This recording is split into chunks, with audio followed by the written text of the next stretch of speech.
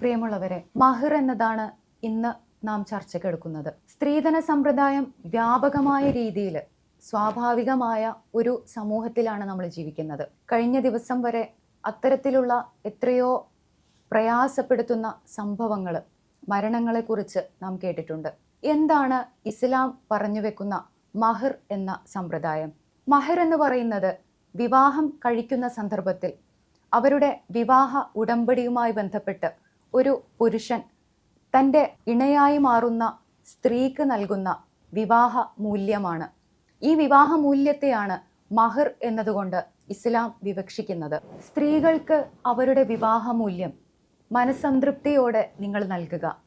അതിൽ നിന്ന് നിങ്ങൾക്കവർ സ്വമനസ്സാലെ എന്തെങ്കിലും വിട്ടുതരുന്നുണ്ടെങ്കിൽ നിങ്ങൾക്കത് ഭുജിക്കുന്നതിൽ കുഴപ്പമില്ല എന്ന് വിശുദ്ധ ഖുർആൻ പറയുന്നുണ്ട്.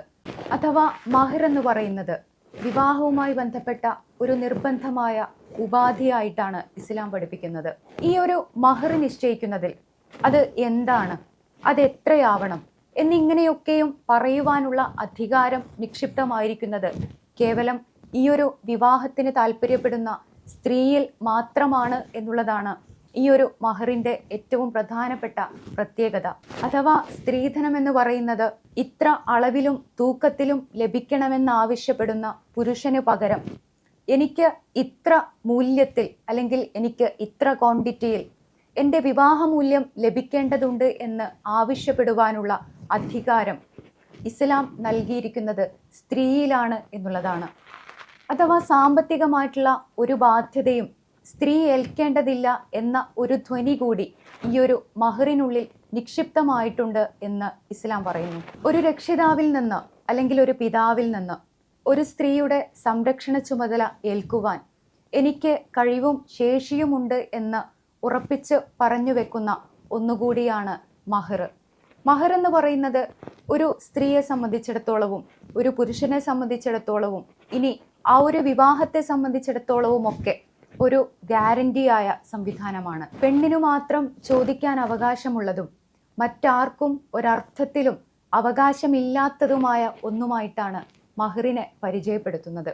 അഥവാ ആ പെണ്ണിൻ്റെ പിതാവിനോ അല്ലെങ്കിൽ അവരുടെ കുടുംബത്തിനോ ഒന്നും തന്നെ ഈ പുരുഷൻ അവൾക്ക് നൽകുന്ന മഹർ അനുഭവിക്കുവാനോ അത് ചോദിക്കുവാനോ പോലുമുള്ള അവകാശമില്ല എന്നുള്ളതാണ്.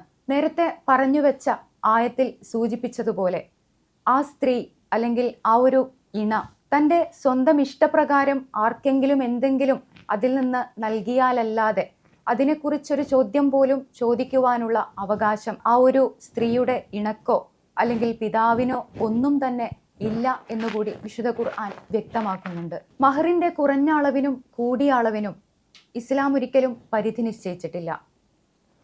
പ്രവാചകന്റെ അനുചരനും ഇസ്ലാമിലെ രണ്ടാമത്തെ ഖലീഫയുമായിരുന്ന ഉമറിന്റെ അടുത്തേക്ക് പരാതികൾ വരുന്നുണ്ട്. സ്ത്രീകൾ വല്ലാതെ മഹർ ചോദിക്കുന്നു. ആ ഘട്ടത്തിലാണ് മഹർ കുറക്കുന്നതുമായി ബന്ധപ്പെട്ട ആലോചനകൾ ഉമർ നടത്തുവാൻ വേണ്ടി തുടങ്ങുന്നത്.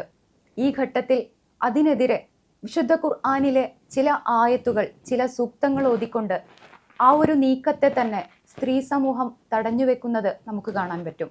അഥവാ നിങ്ങൾക്ക് അവർ ഒരു കൂമ്പാരം തന്നെ സമ്പത്ത് വിവാഹമൂല്യം നൽകിയിട്ടുണ്ടെങ്കിൽ അതിലൽപ്പം പോലും തിരിച്ചു ചോദിക്കുവാനുള്ള അവകാശം നിങ്ങൾക്കില്ല എന്ന വിശുദ്ധ ഖുർആനിന്റെ ആയത്തുകൾ ഓതിക്കൊണ്ട് ആ സന്ദർഭത്തിന്റെ അല്ലെങ്കിൽ ആ നീക്കത്തെ തന്നെ സ്ത്രീ സമൂഹം ഇല്ലാതാക്കുന്നത് നമുക്ക് കാണാൻ പറ്റും. വിവാഹമോചന സന്ദർഭത്തിലും പുതിയ ഒരു വിവാഹം കഴിക്കുവാൻ ആഗ്രഹിച്ചാലും ആദ്യ ഭാര്യയിൽ നിന്ന് ഒരൽപ്പം പോലും താൻ നൽകിയ മഹറിൽ നിന്ന് തിരിച്ചു ചോദിക്കുവാൻ പാടുള്ളതല്ല എന്നും വിശുദ്ധ ഖുർആൻ പറയുന്നുണ്ട്. പൂർവ്വ പ്രവാചകന്മാരുടെ ചരിത്രത്തിലും മഹർ സമ്പ്രദായം നിലനിന്നിട്ടുണ്ടായിരുന്നു എന്ന് ചരിത്രം പരിശോധിക്കുമ്പോൾ നമുക്ക് കാണാൻ കഴിയും. ചുരുക്കത്തിൽ മഹർ എന്ന് പറയുന്നത് സ്ത്രീയെ സംബന്ധിച്ചിടത്തോളം അവൾക്കുള്ള അവകാശവും അവളുടെ സ്വത്വത്തെ അംഗീകരിക്കുന്ന ഒന്നുകൂടിയാണ് എന്ന് നാം മനസ്സിലാക്കേണ്ടതുണ്ട്. സ്ത്രീധന സമ്പ്രദായം സ്വാഭാവികമായ ഒരു സമൂഹത്തിൽ വാങ്ങി മാത്രം ശീലമുള്ള പുരുഷനോട് നീ വാങ്ങേണ്ടവനല്ല